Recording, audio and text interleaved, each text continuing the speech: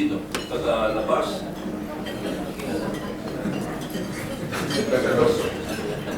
Sir, as of the present, unidentified pa po. Wala pa po kaming knowledge. But they are definitely from the outside, not from the inside. CCTV. So, identified, how could the Secretary of Justice say that it is a kidnapping?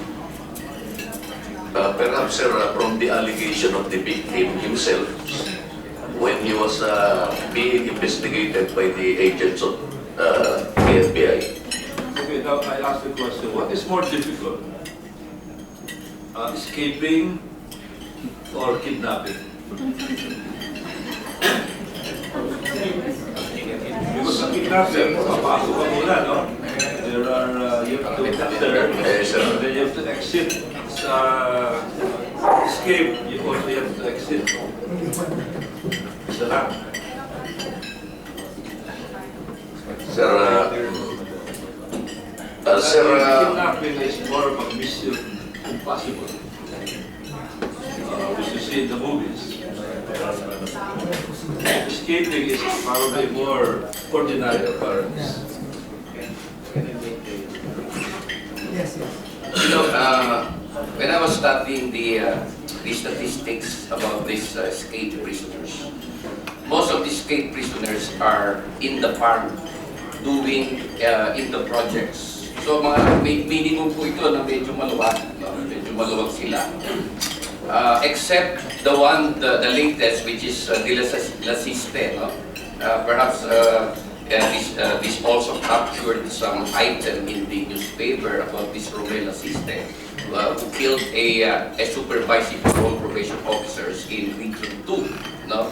Conducting investigation, applying for probation. No?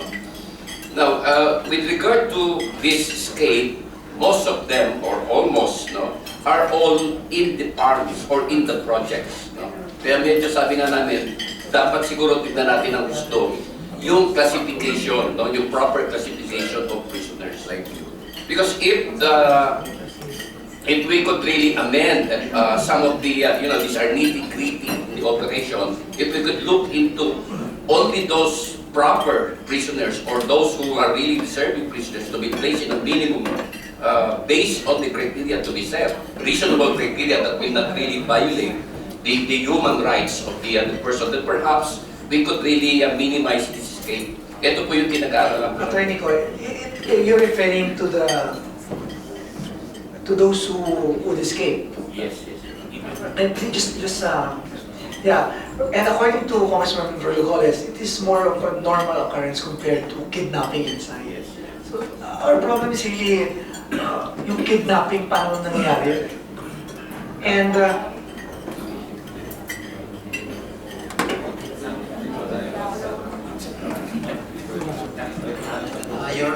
Your Honor, can I speak? yeah, please. For inquiry, because I'm partially detailed at the Bureau of Corrections. Opinion says may participation ang inmates, and this is one of the traits inside, aside from the drugs. So, we just cannot reveal that we have some, that there is participation of people who are inmates of the NPP, and we're trying to investigate and maybe break this syndicate. So there is a syndicate inside. Yes, Your Honor. Kaya, Superintendent, alam mo ba yan?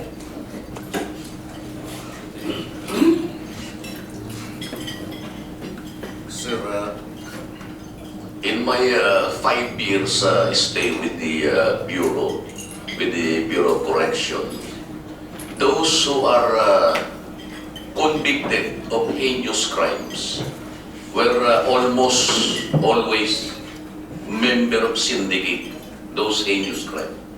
So, it is impossible na hindi natin pwedeng sabihin walang sindikato because the syndicate member himself, mga inmate po natin doon sa loob ng maximum security camp.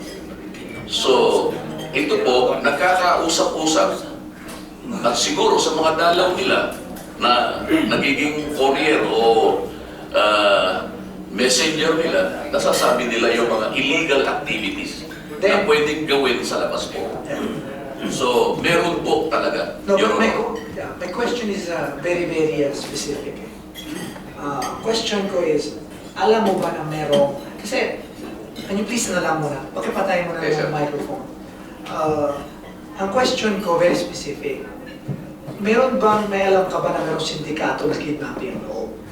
Kasi yung sagot mo naman, napaka-general naman pag criminal ka, kasi member ka ng sindikato. Iba yun, di ba? The question is, may alam ka ba na may kidnapping syndicate sa loob? Kasi kung may alam ka, dapat minomonitor na yan ng kayo. Yung ito niya sa surveillance sila. So, kung lumalabas ngayon na report ng NBI na mayroong sindikato, parang imposible din nyo malaman yan sa loob, di ba? At may nagawa ba kayo? Meron ba kayong mga reports na nangyari before that? May mga incidents ba na kidnapping before this Togo incident? Meron po, sir. Fortunately,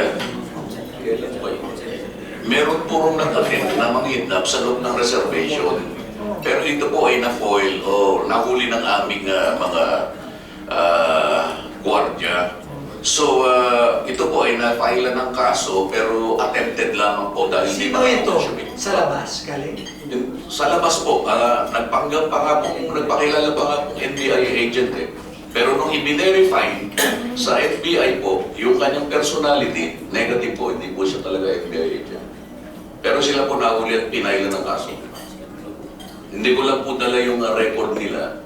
At, pero recorded po ito. Pero isa lang incident yan, as far as you know, wala na ibang incidents. Meron pa pong iba, pero outside reservation po, sir. Hindi, yung kinikidnap yung inmate. Ah, Yung inmate na kinikidnap. wala po. This is the first time that an inmate was kidnapped inside the prison reservation. This is the first time po ito, sir.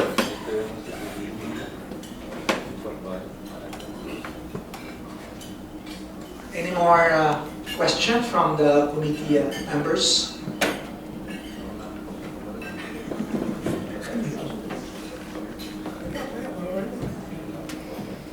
I think even the prison experts cannot plan kidnapping from the outside, inside, and then going out again. That's very difficult. The last time I heard of something like that was during the Japanese time in the old Bilibid prison in Manila, when the hunters ROTC were able to go inside and get the guns for the use of the guerrillas. So that was a long time ago.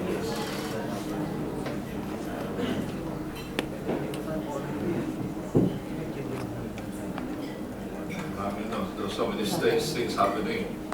Like, for example, the residence of the chief of staff inside Camp Aguinaldo being burglarized.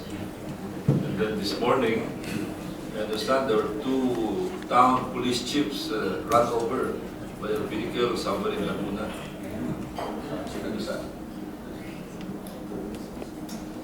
Strange things happening.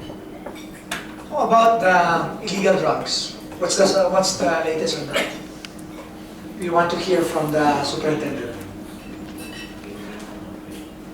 Parang last time we went there, merong incident na namatay dyan.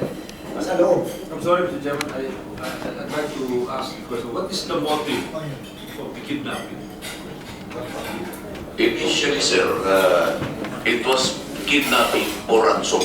They're asking for 1 million pesos from Rolito, but it was not materialized because the family timely reported the incident to the anti-kidnapping task force, so that perhaps those kidnappers alarmed with the follow-up operation of this anti-kidnapping task force, they voluntarily released inmate Rolito without getting any ransom from him.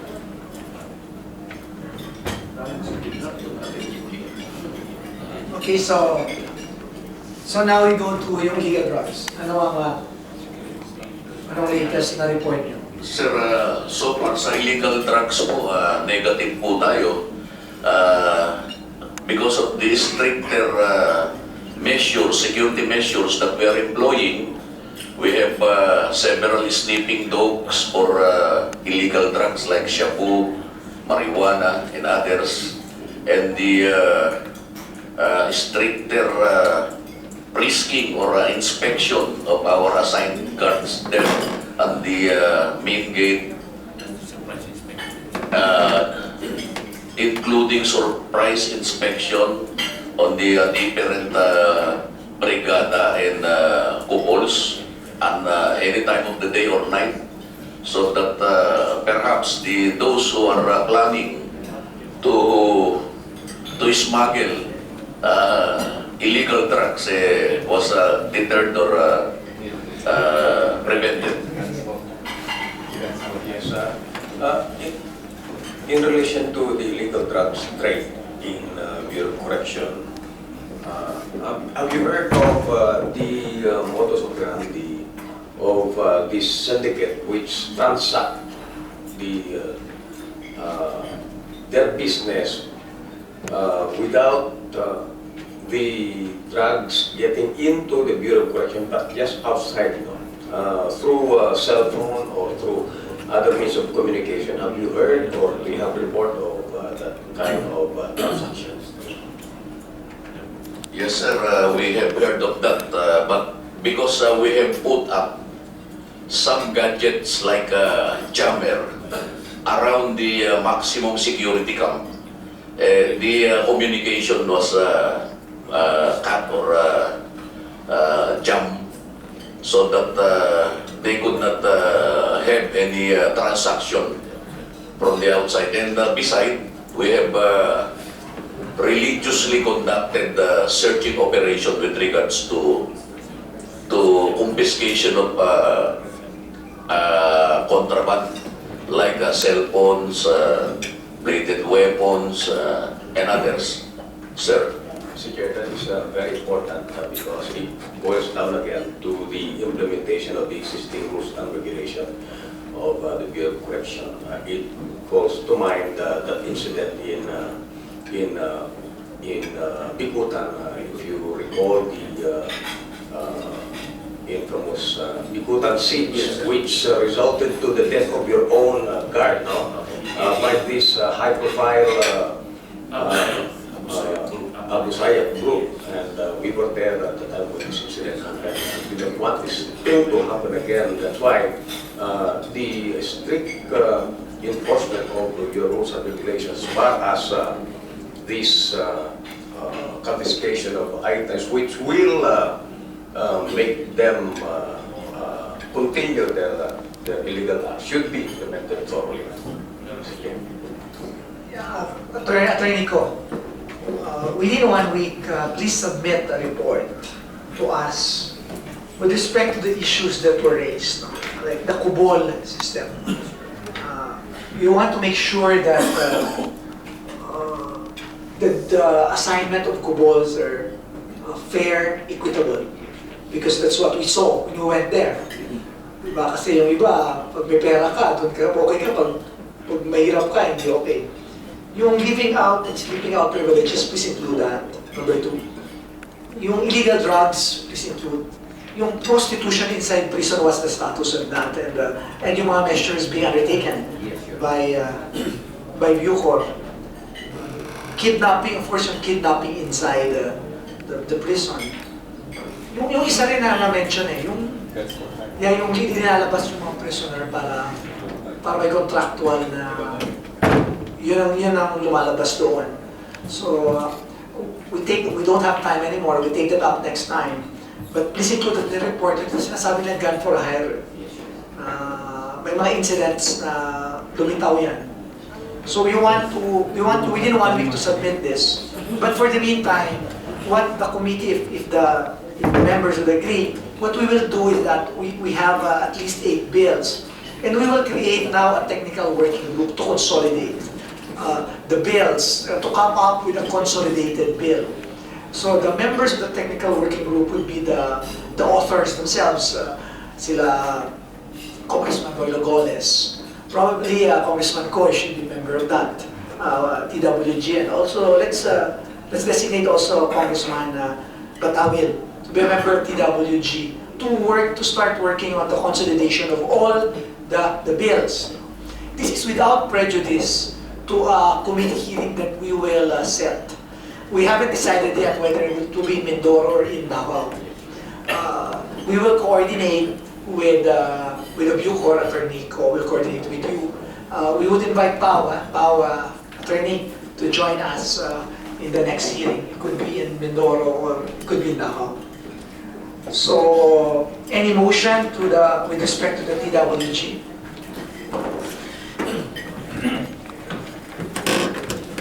Mr. Chair, I respectfully move that a technical working group be organized to draft this particular proposals and submit it to the body for approval. Yes, so there's a motion to create a technical working group composed of the members of the authors of the bills, together with Congressman Ko and Congressman Batawil, Attorney Presida Acosta to join that. Bucor, it's up to you to designate your representatives. The Department of Justice should be a member of that. Human Rights should be a member. Yes.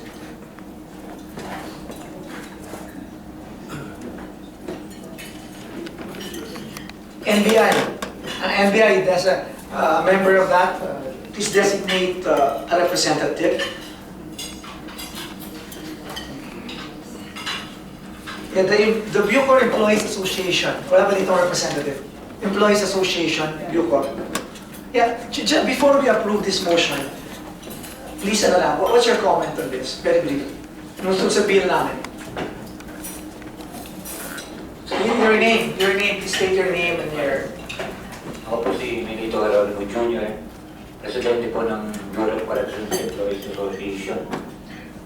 Ano rin pong... Pag employee ka, iba yan, ay sa guards. So different yan.